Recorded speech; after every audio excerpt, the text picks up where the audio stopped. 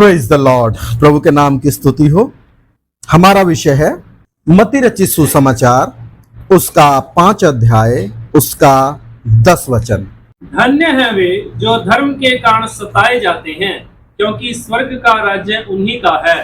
धन्य है वे जो धर्म के कारण सताए जाते हैं, क्योंकि स्वर्ग का राज्य उन्हीं का है। हाँ, इस वर्जन में क्या है मेरे पास जो है, धन्य है वे जो धार्मिकता के कारण सताए जाते हैं, क्योंकि स्वर्ग का राज्य उन्हीं का है।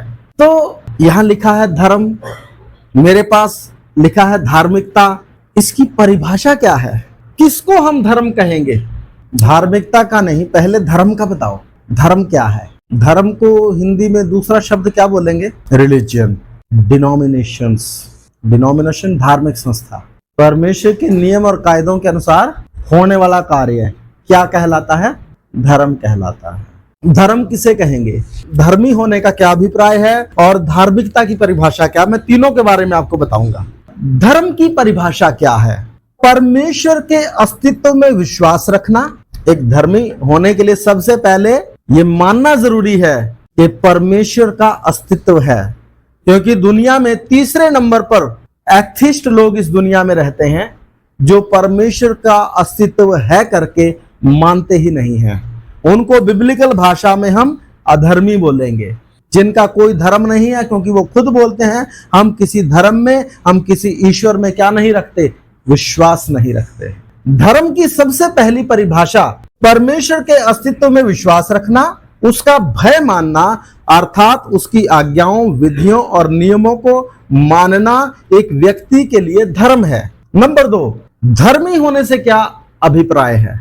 जो व्यक्ति अपने चाल चलन या परमेश्वर के प्रति अपनी आज्ञाकारिता के द्वारा उसकी दृष्टि में निर्दोष ठहरता है, वह धर्मी कहलाता है। जो व्यक्ति अपने चाल चलन या अपने परमेश्वर के प्रति अपनी आज्ञाकारिता के द्वारा उसकी दृष्टि में निर्दोष ठहरता है, वह धर्मी कहलाता है। जैसे जकरिया और एलिशिबा परमेश्वर का भय मानते थे और उसकी सारी आज्ञाओं, विधियों और नियमों को प्रॉपर क्या करते थे? मानते थे। वो धर्मी थे। नंबर 1 परमेश्वर के सामने धर्मी थे, नंबर 2 लोगों के सामने भी धर्मी ठहरते थे। लोग हमें धर्मी जाने ना जाने, सबसे बढ़कर बात है कि हम परमेश्वर की दृष्टि में क्या रहें? निर्दोष रहें। लोगों के अपने अपने मत हो सकते हैं, कुछ सहमत और कुछ असहमत हो सकते हैं, लेकिन परमेश्वर की दृष्टि में और अपने विवेक में हमें निर्दोष होना क्या है? जरूरी है।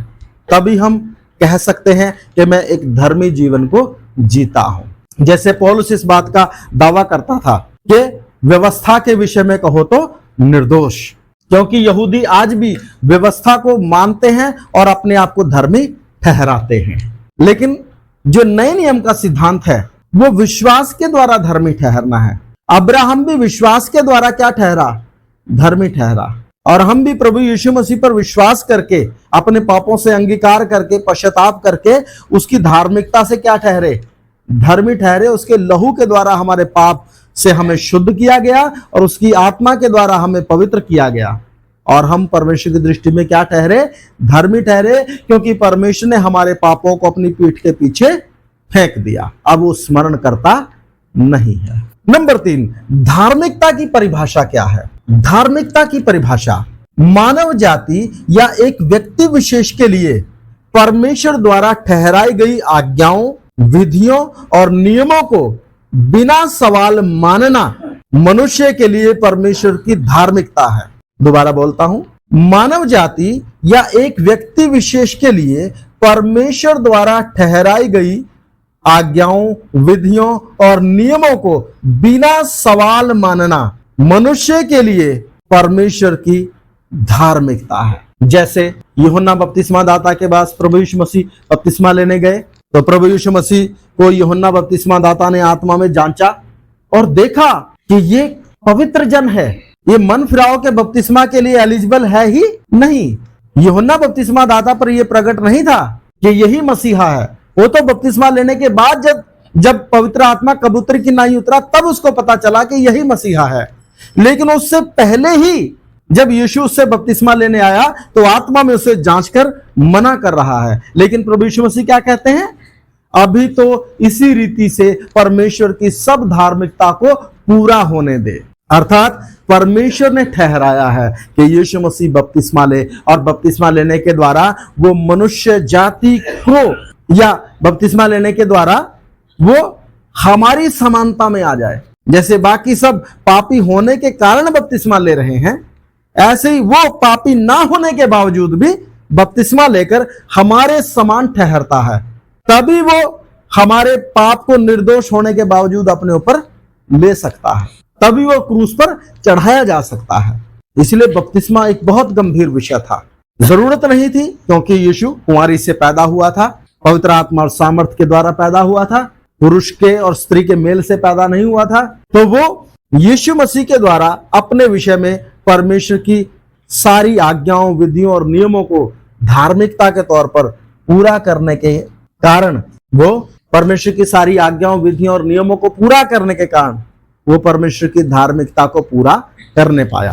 तो जब हम अपने विषय में परमेश्वर की ठहराई हुई आज्ञाओं को प्रार्थना के साथ मालूम करते हैं, प्रभु तो क्या चाहता है कि मैं करूं, उपवास रख के प्रार्थना करें, ना सिर्फ इसलिए कि बहुत तेरी आत्माएं बच जाएं, परंतु इसलिए भी कि प्रभु ने मुझे चुना है, ठहराया है, उसकी योजना मेरे जीवन से क्या है। हो सकता है मैं नौकरी कर रहा हूं, हो सकता है मैं कुछ काम कर रहा हूं, शायद प्रभु मुझसे सेवा चाहता है, शायद प्रभु मुझसे कोई और काम चाहता है। हमें जानना है, जब हम उसकी आज्ञाओं को अपने विषय में जानकर पूरा करते हैं तो ये हमारे लिए धार्मिकता ठहरता है। तो मैं समझता हूं ये तीनों चीजें आपको क्लियर हो गई होंगी। अभी इतनी जल्दी हो सकता है कईयों को समझ ना आए, घर में जाकर इनको दोबारा पढ़ें, ठीक है ना? दोबारा पढ़ के थोड़ा अंतर देखें, इनमें थोड़ा थोड़ा अंतर है, बातें वही हैं, लेकिन जब उन्हीं बातों को अप्लाई किया जाता है तो उसका अंतर अलग अलग हो जाता है। अब परमेश्वर की आज्ञाएं, हम जो वचन पढ़ रहे हैं, मत्ती 5 अध्याय उसका 10 वचन। धन्य है वे जो धर्म के कारण सताए जाते हैं, क्योंकि स्वर्ग का राज्य उन्हीं का है। धन्य है वे जो धर्म के कारण या धार्मिकता के कारण सताए जाते हैं। धर्म क्या है? परमेश्वर की आज्ञाएं, विधियां, नियम जो परमेश्वर ने हमारे लिए ठहराई, उनको हम जब फॉलो करते हैं, जब हम उनको, जो हमारे लिए एक धर्म के एक मापदंड के तौर पर रखी हैं, वो है धर्म। लेकिन जब हम उन विधियों को अपनाते हैं अपने जीवन में, अपनी जीवन शैली उनको बनाते हैं, तो वो धर्म के काम हमारी धार्मिकता, मतलब हमारी पहचान ठहरते हैं। तो धार्मिकता के काम क्या क्या है? परमेश्वर की आज्ञा सबसे पहली बात। यहां विषय क्या है? धन्य है वो जो धार्मिकता के कारण सताए जाते हैं, जो धर्म के कारण सताए जाते हैं। दोनों वर्जन में दोनों बातें लिखी हैं। मैं फिर से बताता हूं, धर्म क्या है? जो परमेश्वर की ठहराई हुई विधियां और नियम है, जो सत्य हैं, जो धर्म है हमारे लिए। जब हम उसको फॉलो करते हैं तो वो हमारी क्या बन जाती है? धार्मिकता। धार्मिकता दो प्रकार की होती है, एक परमेश्वर द्वारा ठहराई हुई धार्मिकता, एक मनुष्य की स्वयं की धार्मिकता। परमेश्वर को नहीं जानता, वो जानना भी नहीं चाहता, लेकिन वो कपड़े बांटेगा गरीबों को, वो खाना खिलाएगा, वो हॉस्पिटल में या गरीब की किसी की मदद करेगा, या अपनी समझ में जो कुछ उसको आता है, जो धर्म के काम जो जितने भी उसको समझ आते हैं वो करते हैं। लोग आप देख लीजिए अन्य जातियों में, कहीं बाढ़ ग्रसित लोग हैं वहां जाते हैं, गरीबों को कपड़ा बांटते हैं, जो गरीब बच्चे हैं उनको पढ़ाते हैं, तो वो भी एक तरह का भला काम है, धर्म का काम है, लेकिन वो बाइबल के प्रोसीजर से नहीं है। ऐसे लोग जब उद्धार बिना पाए और बिना परमेश्वर की इच्छा के अनुसार अपने आप को उस प्रोसेस में लाए हुए जब ये काम करते हैं तो सम्मान भी चाहते हैं, अवार्ड भी चाहते हैं, छिपाकर नहीं करते हैं, दिखाकर करते हैं। परमेश्वर जब धर्म के काम हमसे चाहता है तो कैसे चाहता है? एक हाथ से दिया तो दूसरे को पता ना चले। जब तू कंबल बांटता है गरीबों को तो अपने आगे ढोल ना बजवा। धर्म के काम दिखाने के लिए नहीं होते हैं।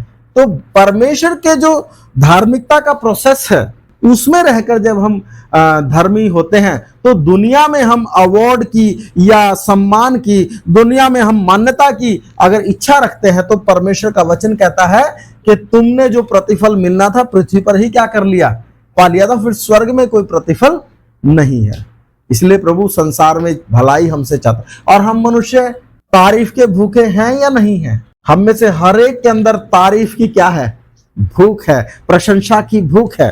जिसे खाना खा के आदमी तृप्त होता है, भूखे और खाना खाए का चेहरा अलग दिखता है। ऐसी जिसने काम किया और प्रशंसा की चाहत की और प्रशंसा नहीं हुई, झटपटाता रहेगा। जैसे भूखा अगर उसको थोड़ा सा कोई पिंच कर देना, बरस जाता है। जिसने उसको थोड़ा सा क्या कर दिया? छेड़ दिया। तो मैं कुछ एग्जाम्पल आपके सामने रखूंगा परमेश्वर की धार्मिकता, जैसे मत्ती 28 अध्याय उसका 19 और 20 वचन। इसलिए तुम जाओ, सब जातियों के लोगों को चेला बनाओ और उन्हें पिता और पुत्र और पवित्र आत्मा के नाम से बपतिस्मा दो और उन्हें सब बातें जो मैंने तुम्हें आज्ञा दी है मानना सिखाओ, और देखो मैं जगत के अंत तक सदा तुम्हारे संग रहूंगा। हाँ, महान आज्ञा। कौन नहीं मानेगा जी?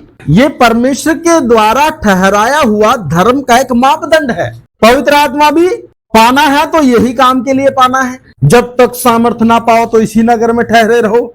हम सामर्थ पाने से पहले भी इसी नगर में थे और सामर्थ पाने के बाद भी इसी नगर में है। हम कहीं गए ही नहीं है। महान आज्ञा पूरी हो रही है।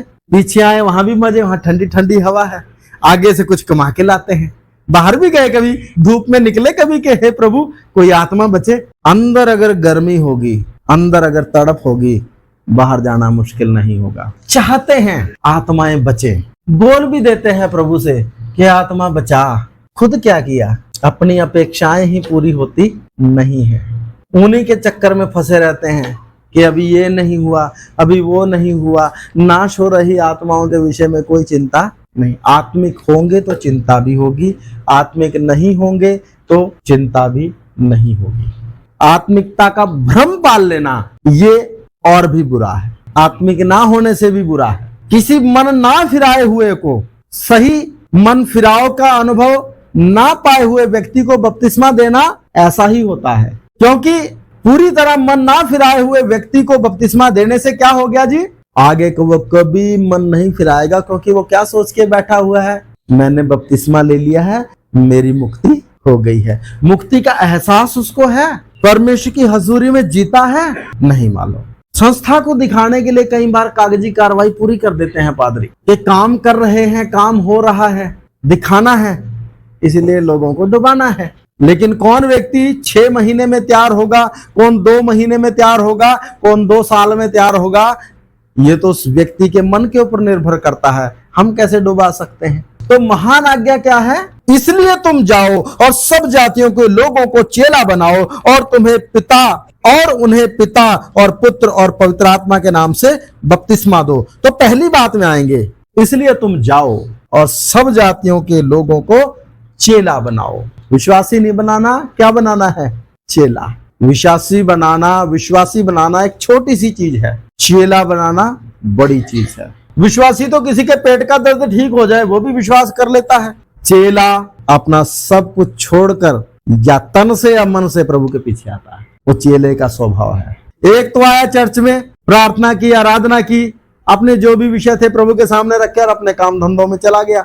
और एक प्रभु के सामने आकर बैठ ही गया कि प्रभु आपकी मर्जी क्या है, मैं तो वही जानना चाहता हूँ, मुझे उसी को पूरा करना है। दोनों में अंतर है या नहीं है? कुछ नौजवान बच्चे हैं, पढ़ते हैं, नौकरी की आशा लेकर पढ़ रहे हैं, विश्वास भी नहीं कर पाते कि प्रभु देगा, मांगते भी रहते हैं। पढ़ाई कर रहे हैं, सच्चे मन से मेहनत कीजिए। दुनिया बेरोजगार रहेगी, आप नहीं रहोगे, गारंटी है, कोई डाउट नहीं। लेकिन किस मन से मेहनत करनी है? अपने मन में शंका रख के मेहनत करते रहो, कोई दिक्कत नहीं है। क्योंकि शंका का मतलब क्या है कि आपने अपनी चिंता भी कहाँ ही रखी हुई है? अपने मन में रखी हुई है, प्रभु को सौंपी ही नहीं। लिखा है अपनी सारी चिंता उसी पर डाल दे, क्योंकि उसको तुम्हारा क्या है? ध्यान है। तो जब उस पर निर्भर रहकर मेहनत करेंगे तो काम जरूर बनता है। ये जरूरी नहीं कि नौकरी मिले, लेकिन जो भी प्रभु देगा उसमें आशीष होगी। नौकरी का मतलब सरकारी नौकरी नहीं है। आज के समय में प्रभु हमें कहाँ रखता है वो उसकी मर्जी है। हम विश्वास से क्या करें? अपना काम करें। कई बार हम प्रभु के सामने अपनी शर्त रखते हैं, और अब मैं विश्वास करता हूं। प्रभु को पूरी फ्रीडम है हमारे ऊपर, क्योंकि दाम देकर उसने खरीदा हुआ है। वो जहां भी रखना चाहे, उसकी मर्जी क्या हो? पूरी हो। उतना आश्वस्त उसके ऊपर होना है। तो महान आदेश मानना अर्थात सुसमाचार प्रचार करना और कलीसिया की स्थापना करना, और शैतान और संसार के लोग तब क्या हो जाएंगे? मुखर विरोध में हो जाएंगे। धन्य है वे जो धर्म के कारण या धार्मिकता के कारण सताए जाते हैं। यह है धर्म जिसके कारण क्या किए जाते हैं? सताए जाते हैं। जब हम अविश्वासी शैतान के गुलामी में जी रहे संसार में, या यूं कहें कि मिस्र में जब मूसा लाठी लेकर बुढ़ापे में अधिकार के साथ जाता है, अपने बल से जाओगे कामयाब नहीं होंगे, परमेश्वर के बल से और उसके दिए हुए अधिकार पर भरोसा करके जाएंगे तो जरूर है कि कामयाब होंगे। अगर हम ये सोचें कि हम बहुत प्रार्थना करेंगे, उपवास करेंगे, बार बार प्रार्थना करेंगे तो आत्माएं जरूर बचेंगी, गलत। हम बहुत उपवास, बहुत प्रार्थनाएं अपनी दीनता को प्रभु के सामने रखने के लिए करते हैं। ये कोई दावा नहीं है कि इतने लोगों की प्रार्थनाएं सुन के वो काम करेगा। मन की वो दीनता क्या हमारे अंदर है? क्या आत्माओं का बोझ हमारे अंदर है? क्या आंसू बहते हैं? मन टूटता है? प्रार्थनाएं बहुत हो रही हैं दुनिया में, अंदर का भाव क्या है? प्रचार बहुत हो रहा है, अपनी कलीसिया बनाना चाहते हो या प्रभु के लिए काम करना चाहते हो? बहुत लोग, आपको तो इन चीजों का अनुभव नहीं है, मुझे पता है, बहुत सेवक कलीसियां खड़ी करना चाहते हैं, अपनी मिनिस्ट्री खड़ी करना चाहते हैं, ना कि प्रभु के लिए कुछ करना चाहते हैं, अपना धंधा खड़ा करना चाहते हैं। धंधा है ये, क्योंकि जितने ज्यादा विश्वासी होंगे उतनी ज्यादा क्या हो जाएगी? इनकम हो जाएगी, बड़ा नाम हो जाएगा, बड़ा पास्टर बन जाएगा। ये सोचकर काम कर रहे हैं, ये सोचकर उपवास रख रहे हैं। वो उपवास आपके खुद की क्या है? एक सोच है, आपके खुद के लिए वो आप कर रहे हैं, प्रभु के लिए नहीं कर रहे हैं। हर चीज को बहुत बारीकी में जाकर सोचना पड़ता है, लेकिन जब हम प्रभु के लिए आगे बढ़ते हैं, जब हम अधर्मी संसार में धर्म का, सत्य का वचन, सुसमाचार प्रचार करते हैं, तो इस संसार का सरदार क्या करेगा? युक्तियां लेकर आएगा। इस संसार के लोग जो शारीरिक हैं, मैक्सिमम पाप के जीवन को जीना पसंद करते हैं, विरोध करेंगे, सतावट आएगा। अगर इस तरीके से सतावट आता है तो हम कह सकते हैं कि वो धार्मिकता के कारण सताए जाते हैं। क्या सताया जाना धन्य है या इसका अगला एक चरण है? आगे पढ़ेंगे जरा। प्रेरितों के काम उसका 4 अध्याय उसका 27 से 31 वचन। प्रेरितों के काम 4 अध्याय उसका 27 से 31। क्योंकि सचमुच तेरे सेवक यीशु के विरोध में, जिसका तूने अभिषेक किया, हेरोदेस और पुन्तियुस पिलातुस भी अन्य जातियों और इजरायलियों के साथ इस नगर में इकट्ठे हुए कि जो कुछ पहले से तेरी सामर्थ और मति से ठहरा था वही करें। अब हे प्रभु, उनकी धमकियों को देख और अपने दासों को यह वरदान दे कि तेरा वचन बड़े हियाव से सुनाएं। चंगा करने के लिए तू अपना हाथ बढ़ा कि चिन्ह और अद्भुत काम तेरे पवित्र सेवक यीशु के नाम से किए जाएं। जब वे प्रार्थना कर चुके तो वह स्थान जहां वे इकट्ठे थे हिल गया और वे सब पवित्र आत्मा से परिपूर्ण हो गए और परमेश्वर का वचन हियाव से सुनाते रहे। प्रभु के महान आदेश को पूरा करने के लिए आगे बढ़े, सतावट आ गया, चुपचाप बैठ गए, कोई आशीष नहीं है। आगे बढ़े, विरोध हुआ, सतावट आया, तमाम तरह का जोखिम आया। ये देखिए कलीसिया का व्यवहार। उस सतावट के बीच में खड़े हैं, क्या प्रार्थना कर रहे हैं? हे प्रभु, उनकी धमकियों को देख और अपने दासों को ये वरदान दे कि तेरे वचन को बड़े हियाव से सुनाएं।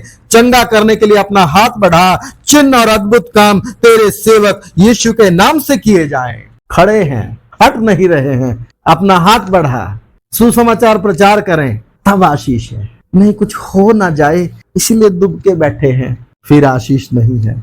सतावट आने के बाद प्रतिक्रिया में आप आगे बढ़ते हैं या पीछे हट जाते हैं? आगे बढ़ते हैं प्रार्थना के साथ, नई दिलेरी और उपवास के साथ, आत्मा का सामर्थ पाकर, तो आशीष है, तो धन्य कहलाते हैं। ये नहीं कि हम तो आगे बढ़े, विरोध हो गया, अब चुप बैठे हैं ना।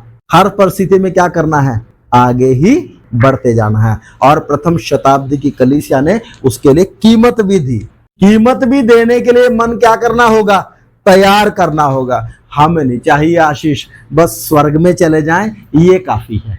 अब अगला विचार क्या आ सकता है मन में कि हमें नहीं चाहिए इतना जोखिम, हम बच गए, जग बच गया। प्रभु बस मैं विश्वास में अच्छे से चलता रहूं, तेरी मर्जी प्रभु, तूने मुझे बचाया, बाकियों को भी तू बचा लेगा, मुझे पूरा विश्वास है। मैं चुपके से क्या करता, अपने विश्वास की रखवाली करता रहो। दूसरे वचन पढ़ लेंगे, ये नहीं पढ़ेंगे, दूसरे पढ़ लेंगे। महान आज्ञा, अभी तो मैं एक ही के बारे में बता रहा हूं, क्योंकि इसको तो हम टाल नहीं सकते ना किसी भी कीमत पे, इसलिए ये बताई है। अब हम इसके अनुसार जांचे। ये जरूरी नहीं है कि आप जोश में आके फिर कल को चौराहे पे खड़े हो जाओ। जोश में नहीं, जो भी काम किया जाए होश और प्रार्थना के साथ किया जाए। और अगर सही डेडिकेशन नहीं है, सही समर्पण नहीं है, तो उसकी आवाज को भी सुन नहीं पाएंगे, कंफ्यूज हो जाएंगे। उसकी इच्छा क्या है? इसलिए वचन कहता है, निर्बुद्धियों की नाई नहीं परंतु बुद्धिमानों की नाई चलो, और ध्यान से समझो कि प्रभु की इच्छा क्या है। उसकी आज्ञा, मैंने एक आज्ञा बताई, महान आज्ञा, उसकी आज्ञाएं हैं शब्द, विधियां हैं। एक विधि बता देता हूं, दो विधियां, बपतिस्मा और प्रभु भोज लिखा है ना। और उन्हें चेला बनाओ और उन्हें पिता पुत्र पवित्र आत्मा के नाम से क्या दो? बपतिस्मा दो। और एक और आज्ञा है जो अपने क्रूसिफिकेशन से पहले यीशु मसीह ने चेलों को दी थी, प्रभु भोज। अब कलीसिया में ये दो विधियां हैं मुख्य रूप से। पुराने नियम के जो लोग थे, संत थे, वो तो कई तरह के पर्व मानते थे, फसा मानते थे, बहुत बातें उनके पास थी। लेकिन वर्तमान कलीसिया को दो ही विधियां दी गई हैं, एक बपतिस्मा और एक प्रभु भोज। अब बपतिस्मा के विषय के ऊपर मैं ये बात बताना चाहूंगा। बपतिस्मा परमेश्वर की दृष्टि में और बपतिस्मा संसार की दृष्टि में। देखिए, यीशु मसीह जब इस संसार में आए तो उन्होंने किसी पर्टिकुलर धर्म की स्थापना नहीं की, जैसा आज हम क्रिश्चियनिटी को एक संसार में धर्म के तौर पर देखते हैं। यीशु ने कभी भी ऐसे धर्म की कोई स्थापना नहीं की। प्रभु यीशु मसीह ने क्या किया? जीवन भर इस पृथ्वी पर परमेश्वर की आज्ञाओं अर्थात वचन का प्रचार किया और परमेश्वर को संसार पर प्रकट किया कि वह कौन है, और पाप से मन फिराने की आज्ञा दी, और बीच की दीवार को अर्थात पाप को ढाकर अपने में व्यवस्था को पूरा किया, और इफिसियों 2:14-15 के अनुसार मनुष्य जाति का परमेश्वर से मेल करा दिया, जो संबंध आदम के समय से टूटा था। और यिर्मयाह 31:31 के अनुसार एक नई वाचा क्या कर दी? दे दी। पुरानी वाचा जो परमेश्वर की व्यवस्था थी उसको अपने में पूरा किया, उसको भी तोड़ा नहीं है। और एक नई वाचा, पुरानी जो वाचा थी वो मनुष्य के शरीर पर काम करती थी। मतलब जब पाप एक व्यक्ति कर लेता था तभी पाप माना जाता था। अगर पाप नहीं करता था, मन में सोचे या ना सोचे, वो बात अलग थी। लेकिन नए नियम की व्यवस्था मन पर काम करती है। पुराने नियम की व्यवस्था तन पर काम करती थी, नए नियम की व्यवस्था मन पर काम करती है। मन में अगर किसी के प्रति बुरा विचार सोच लिया, कुदृष्टि किसी पर डाल दी, मन में लोभ अपने अंदर रख लिया, लोभ का विचार कर लिया, तो वो पाप गिना जाता है। पुराने समय में जो पाप, चोरी, हत्या जो भी था, जब तक वो शरीर में प्रकट नहीं होता था तब तक वो मान्य नहीं था। वर्तमान में नए नियम की कलीसिया में जब पाप मन में आ गया तो पाप लेखे में भी आ गया। परमेश्वर उसके अनुसार लेखा लेगा। मत्ती उसका 5:27 से जब हम पढ़ते हैं तो वहां स्पष्ट लिखा है, जब तू किसी स्त्री पर कुदृष्टि डाले तो तूने अपने मन में उससे वो पाप कर लिया। जैसा तिमोथियुस में लिखा है 3:16 में, दूसरा तिमोथियुस 3:16 में लिखा है कि संपूर्ण पवित्र शास्त्र परमेश्वर की प्रेरणा से रचा गया है और उपदेश और समझाने और सुधारने और धार्मिकता की शिक्षा के लिए लाभदायक है। धार्मिकता की शिक्षा, तो ये धार्मिकता की शिक्षा परमेश्वर ने धार्मिक विधियां ठहराई हैं। बपतिस्मा क्या है? बपतिस्मा एक व्यक्ति जब इस संसार से, संसार की सोच और पापों से मन फिराकर प्रभु के पास आता है, बपतिस्मा के द्वारा वो घोषणा करता है कि अब मैं संसार, शैतान और अपनी पुरानी मानवीय अपेक्षाओं, अभिलाषाओं और मनसाओं के अनुसार ना जीकर प्रभु के वचन के अनुसार अपना जीवन जीऊंगा। मतलब अधर्म से धर्म की ओर मुड़ता है। ये उसके मन का एक विषय है कि अब अपने मन में वो बुराई को ना रखकर परमेश्वर के उस सिद्धांतों को, मापदंडों को रखकर चलना चाहता है। उसका एक बाहरी प्रगटीकरण है, बपतिस्मा घोषणा है। लेकिन संसार में AD 300 के बाद कॉन्स्टेंटाइन रोमी एम्परर के समय में मसीहत को एज ए रिलीजन मान्यता प्राप्त करा दी गई।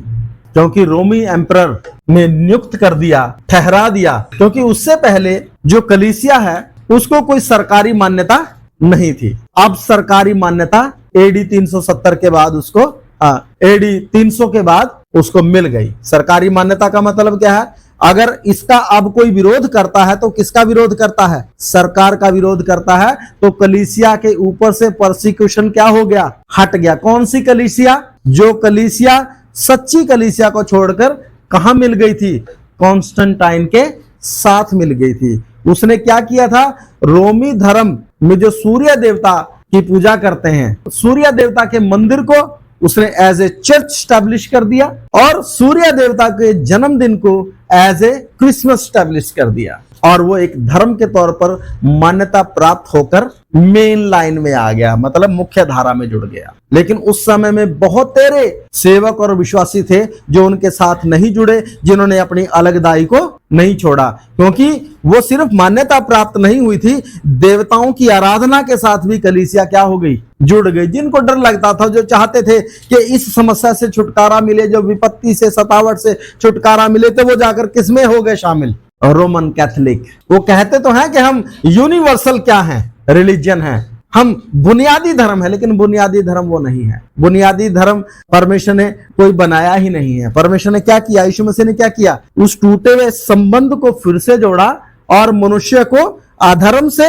धर्म की ओर लेकर आया, मतलब अच्छाई से, बुराई से अच्छाई की ओर लेकर आया। अधर्म जो परमेश्वर की दृष्टि में है, जिसमें इंसान एंजॉय करता है, और धर्म जो परमेश्वर की दृष्टि में है, जिसमें एक व्यक्ति भक्ति और परमेश्वर के भय के साथ जीवन जीता है। उसकी परिभाषा यह है जो दुनिया में आज परिभाषाएं देखते हैं। रोमन कैथोलिक है, ग्रीक ऑर्थोडॉक्स है, प्रोटेस्टेंट्स हैं, है ना। ये जो धर्म है, ये धर्मों को प्रभु ने स्थापित नहीं किया, ये समय और जरूरत के अनुसार या शैतान के षड्यंत्र। रोमन कैथोलिक धर्म किसके षड्यंत्र से बना है? शैतान के षड्यंत्र से बना है, ताकि कलीसिया को करप्ट किया जाए, और बहुत सारी कलीसिया के बहुत लोग उसमें करप्ट हुए भी। उसके बाद प्रोटेस्टेंट लोग वहां से विरोध करके, वहां कुछ गलत बातों को देखकर वहां से अलग हो गए। ग्रीक ऑर्थोडॉक्स ने ऐसी बातों को उठा लिया जो पारंपरिक थी, उनको उठाकर उन्होंने भी एक अलग से क्रिश्चियन धर्म को बनाना, उसकी अलग धाराओं को बनाना शुरू कर दिया, और 3 धाराओं में पूरा जो मसीह धर्म है, जो क्रिश्चियन धर्म है, ईसाई धर्म है, वो क्या हो गया? बदल गया, जबकि यीशु मसीह ने इसकी कोई स्थापना नहीं की थी। धर्म एक व्यक्ति का निजी विषय है कि अपने जीवन को परमेश्वर की आज्ञा अनुसार जीना चाहता है या नहीं चाहता है। ये उसकी अपनी इच्छा है, इसका किसी धर्म से कोई मतलब नहीं है। परमेश्वर को मानना, परमेश्वर के साथ का संबंध एक व्यक्ति का निजी विषय है, लेकिन आज इसको सार्वजनिक कर दिया गया। बपतिस्मा लेना कभी भी वचन के अनुसार धर्मांतरण नहीं है। बपतिस्मा लेना अधर्म से धर्म की ओर आना है, पाप से परमेश्वर की ओर आना है, अंधकार से ज्योति की ओर आना है। एक धर्म से दूसरे धर्म में आना नहीं है। अपनी इच्छा से परमेश्वर की इच्छा की ओर आना है, अपनी स्वयं की धार्मिकता से परमेश्वर के ठहराए हुए धार्मिकता में आना है। यह है बपतिस्मा। लेकिन आज अगर बपतिस्मा है तो सरकार की दृष्टि में क्या है? तुम हिंदू से क्रिश्चियन कन्वर्ट हो रहे हो, तुम मुस्लिम से क्रिश्चियन कन्वर्ट हो रहे हो, तुम सिख से क्रिश्चियन कन्वर्ट हो रहे हो। आज ये एक मान्यता है, और जब ये होता है तो बहुतों को आंच लगती है कि हमारे धर्म को खतरा है, इसलिए एंटी कन्वर्जन क्या बन गए हैं? लॉ बन गए हैं। कितने देशों में बैन कर दिया गया है किसको? कन्वर्जन को, जो वास्तव में कन्वर्जन है ही नहीं। अगर सही अर्थों में जाएंगे तो धर्म मन से जुड़ा हुआ विषय है कि कौन अपने मन से अधर्म को स्वीकार करता है, कौन धर्म को स्वीकार करता है। किसी भी धर्म, हिंदू, मुस्लिम, सिख, ईसाई की बात ही नहीं है, क्योंकि पाप तो ईसाई धर्म में भी करते हैं लोग। धर्मी और अधर्मी होना कन्वर्जन से या धर्मांतरण से कोई मतलब नहीं है, ये मनांतरण का विषय है। एक व्यक्ति अपने मन में किन बातों को, किन विचारों को रखकर चलता है, क्या किन सिद्धांतों को फॉलो करता है। दूसरी रीति है प्रभु भोज। प्रथम शताब्दी में मालूम है आपको क्या होता था? कलीसिया, लिखा है वचन में कि घर घर रोटी तोड़ते थे। प्रेरितों के काम 2 अध्याय उसका 42 वचन में लिखा है कि वो प्रेरितों से शिक्षा पाने, संगति रखने, रोटी तोड़ने और प्रार्थना में क्या रहते थे? लौलीन रहते, मतलब लगातार उस काम को करते थे। कंटिन्यू करते थे, इकट्ठे रहते थे, दिन में अपने काम धंधे करते थे, शाम को वो क्या करते थे, सब इकट्ठे होते थे, रोज प्रभु भोज होता था। प्रथम शताब्दी की कलीसिया जब रोज इकट्ठी होती थी, उन पर मालूम है क्या आरोप लगते थे? ये लहू पीते हैं, ये नरभक्षी हैं, ये सामूहिक सेक्स करते हैं, इनके कारण बीमारियां फैल रही हैं, ये आरोप लगते थे। इसलिए जब वहां मत्ती लिख रहा है ना, धन्य है वे जो धर्म के कारण सताए जाते हैं, उन बातों को अपने मन में रखकर लिख रहा है।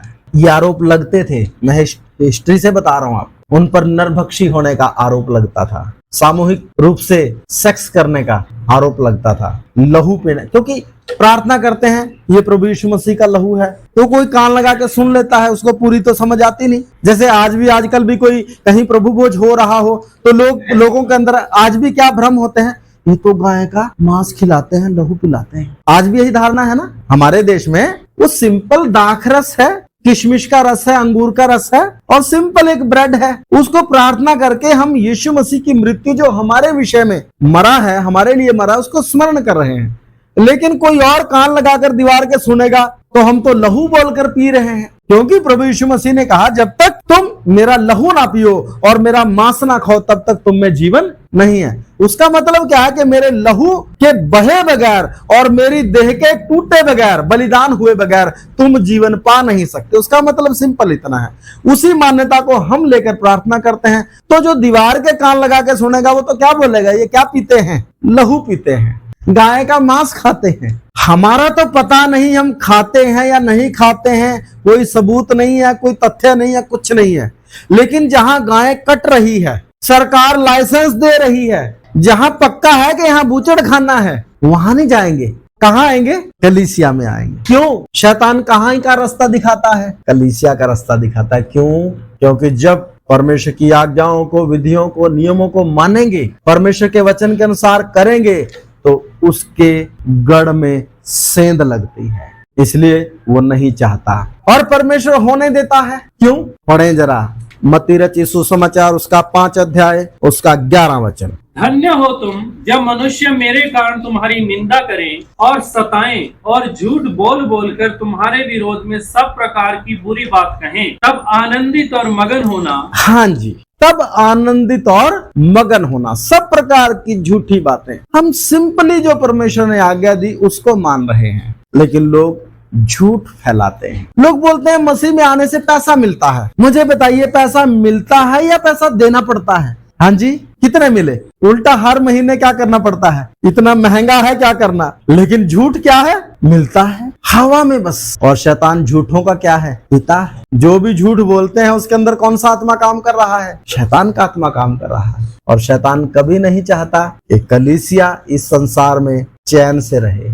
यीशु जब सेवा करता था, बीच बीच में टांग फंसाता था अपनी। यीशु जब सलीब पर भी है तब भी क्या बोलता है नीचे खड़ा होके, यदि तो परमेश्वर का पुत्र है तो नीचे उतर आया नहीं। अगर हम लोगों के उकसावे में आते हैं तो असफल हो जाते हैं। आनंदित और मगन होना है, क्योंकि स्वर्ग में बड़ा क्या है? प्रतिफल है। लोग अपने मुंह से झूठ बोल रहे हैं, तमाम तरह की बुराइयां कर रहे हैं, और हम बस थोड़ा सा रंग प्रतिक्रिया ना देकर आनंद के साथ प्रतिक्रिया दे तो स्वर्ग में बड़ा प्रतिफल है। तो मुस्कुराए और प्रतिफल पाए, कुड़कुड़ाए तो दंड पाए। तो मुस्कुराकर क्या पाले? प्रतिफल पाले। जिसको जो बोलना है बोले। प्रभु का धन्यवाद। हमारी छोटी छोटी प्रतिक्रियाओं को देखता है। सतावट के कारण आशीष नहीं है, सतावट में हमारी प्रतिक्रिया क्या है। लोगों को झूठ बोलने के कारण आशीष नहीं है। जब लोग झूठ बोलते हैं, आरोप लगाते हैं, तमाम तरह की बातें करते हैं, तब हमारी प्रतिक्रिया क्या है, उसके ऊपर आशीष है। 12, तब आनंदित और मगन होना, क्योंकि तुम्हारे लिए स्वर्ग में बड़ा फल रखा है, इसलिए कि उन्होंने उन भविष्यवक्ताओं को जो तुमसे पहले थे इसी रीति से सताया था। ठीक है जी। तो ये कोई नई बात नहीं है, ये हमेशा से होता आया है। यशाया को आरे से चीरा गया था, यिर्मयाह को इजराइलियों ने ही मारा था। कितने भविष्यवक्ता जो परमेश्वर के वचन की सेवकाई करते करते जान से मारे गए। स्तिफनुस पहला शहीद था। अगर हम कीमत देने का मन नहीं रखते तो हम परमेश्वर की धार्मिकता को अपने विषय में पूरा करने से चूक जाएंगे। दूसरा तीमुथियुस 3:12। और जितने मसीह यीशु में भक्ति के साथ जीवन बिताना चाहते हैं वे सब सताए जाएंगे। जितने मसीह यीशु में भक्ति के साथ जीवन बिताना चाहते हैं वे सब सताए जाएंगे। अब फैसला आपका है। वैसे तो जब बपतिस्मा लिया था तब ये सारी बातें क्लियर होनी चाहिए थी। शुरू में नहीं बताते, बपतिस्मा के टाइम में बताते हैं। शुरू में तो क्या बोलते हैं? शांति का राजकुमार, स्वर्ग का जीवन, अनंत जीवन, पापों की क्षमा, आनंद, आत्मिक फल नहीं बोलते ना, सताए जाएंगे जब वचन बता रहे होते हैं, है ना। आप बताइए बहन जी आपकी समस्या क्या है? फिर तो समस्या ढूंढ कर बोलते हैं कि बताओ तो सही, हम दुआ करेंगे। और प्रभु भी इस टाइम ठीक करता है। बाद में प्रभु बोलता है अच्छा आना चाहता है, अब ये देख सताया जाएगा, मारा जाएगा, वो तीमुथियुस को देख ले, इसको देख ले, उसको देख ले। तब तक मन क्या हो गया? तैयार हो गया। अब समझ आ गया। अब वो टॉफी और खिलौने के चक्कर में नहीं है। और बपतिस्मा क्या करता है? ले लेता है। पहला पत्रस 3:14। यदि तुम धर्म के कारण दुख भी उठाओ तो धन्य हो, पर लोगों के डराने से मत डरो और न घबराओ। यदि तुम धर्म के कारण दुख भी उठाओ तो धन्य हो, पर लोगों के डराने से मत डरो और ना घबराओ। धन्य है वे जो धर्म के कारण सताए जाते हैं। तो हमें ना डरना है ना घबराना है। अगर दुख उठाना है तो आनंद के साथ क्या उठाएं? दुख उठाएं। दुख उठाना आनंद का विषय नहीं है। एक जैसे हम आराम से बैठ के क्लास में सुन लेते हैं ना, इसका एक्सपीरियंस वैसा नहीं है। लेकिन अगर आत्मिक दृष्टिकोण से बातों को देखते हैं और मन की गहराई से समर्पण को जीते हैं तो आनंद का विषय है। कैसे? जैसे पतरस को बोला गया अब आगे को इस नाम से कोई प्रचार नहीं करना, तो क्या बोलते हैं? जो हमने देखा और सुना नहीं हो सकता कि हम वो प्रचार ना करें। और फिर आगे चलकर बोलते हैं हम उसके कारण निंदा उठाने के योग्य तो ठहरे। ठीक है ना। तो प्रभु के कारण अगर हम निंदा उठाते हैं और आनंदित होता, निंदा उठाते हैं और मुंह लटका हुआ, फिर आशीष नहीं है। निंदा हो रही है, विरोध हो रहा है, सतावट हो रहा है, प्रभु के कदमों में आनंद कर रहे हैं। प्रभु धन्यवाद, सौभाग्य है हमारे प्रभु ने सलीब पर जान दी। थोड़ी सी निंदा हमें मिली, थोड़ा सा कुछ नुकसान हो गया, धन्यवाद प्रभु। हमें इससे मालूम चलता है कि हम सही रास्ते में चल रहे हैं। आइए प्रार्थना करें। Praise the Lord, hallelujah. प्रार्थना करें, सब लोग प्रार्थना करें। क्या हम तैयार हैं? सिर्फ बोल देने के लिए नहीं, वास्तव में अपने आप को सौंपे। क्या महान आज्ञा मानते हैं? कितना मानते हैं? आत्माओं का बोझ कितना है? प्रार्थनाओं में दर्द कितना है? या एक ही तरह की प्रार्थना करते करते बोर होने लगे हैं? रोज वही प्रार्थना, आत्माएं दे, यहाँ आशीष दे, वहां आशीष दे, ये लोग बच जाएं, कोई बचता नहीं, छोड़ो परे। ऊब गए हैं। अगर ऊब रहे हैं, इसी से मालूम चल जाता है हमारे अंदर बोझ कितना है। एक आंसुओं के साथ प्रार्थना करना, एक फॉर्मेलिटी पूरा करना। मेरे प्रियो, हमने धर्म नहीं बदला है। जो प्रभु ने मनुष्य जाति के बीच में काम किया, उस काम को स्वीकारा है। आइए प्रार्थना। प्यारे खुदाबंद, इन वचनों के लिए धन्यवाद। होने दे प्रभु हमारे अंदर किसी प्रकार की चिंता, दुविधा, डर और किसी प्रकार का भय ना रहे खुदाबंद, परंतु हर बात में आपकी स्वर्गीय सिद्ध इच्छा को अपने में अनुभव करते चलने के लिए और उसको अपने विषय में पूरा करने के लिए सहायता करें पिता। एक गहरे समर्पण को अपने हृदय में लेकर जिए खुदाबंद। आत्माओं के लिए रोएं, उपवास रखें, प्रार्थना करें, समय समय पर आत्मा की अगुवाई में प्रचार करें और प्रभु आपकी स्वर्गीय सिद्ध इच्छा को अपने में पूरा करें और उस धार्मिकता के जीने वाले हों जो हमारे लिए ठहराई गई है। सारा आदर महिमा आपको मिले पिता, यीशु मसीह के नाम में, आमीन। प्रभु सबों को आशीष दें। जय मसीह की।